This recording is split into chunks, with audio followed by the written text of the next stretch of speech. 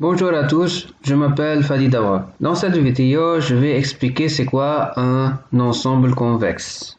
Soit E est un ensemble et A c'est une partie de cet ensemble.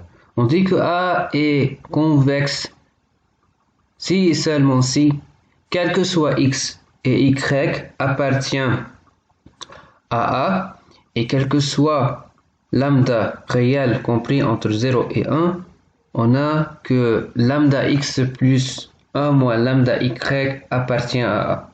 En fait, on va supposer que A c'est un KEV parce que vous voyez ici que x c'est un élément et on a donc ici une loi de composition externe qui multiplie donc un élément du corps commutatif R par l'élément x et du coup ici c'est un KEV, c'est un K espace vectoriel. Pour comprendre ce que veut dire KEV, veuillez s'il vous plaît regarder les vidéos sur les espaces vectoriels et leur démonstration dans la playlist espace vectoriel.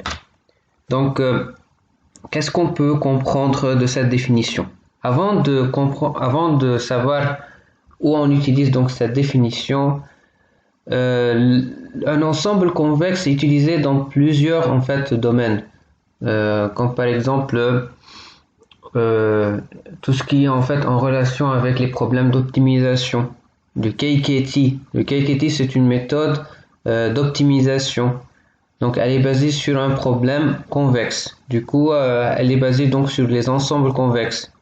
Ça c'est la première chose. La deuxième chose, c'est qu'il faut savoir c'est où en fait en réalité on trouve des ensembles convexes. Tout simplement, un segment c'est un ensemble convexe. Pourquoi? Parce que si on prend par exemple un segment normal dans R2 dans un plan, alors à ce moment-là, vous voyez de A vers B. Alors si par exemple ça c'est le coordonnée de A et ça c'est le coordonnée de B, alors vous voyez que ça c'est lambda x de A plus 1 moins lambda x de B, x c'est les coordonnées, ok, appartient bien à cet ensemble. Ça c'est la définition d'un segment. Du coup un segment c'est bien un ensemble convexe. Voilà.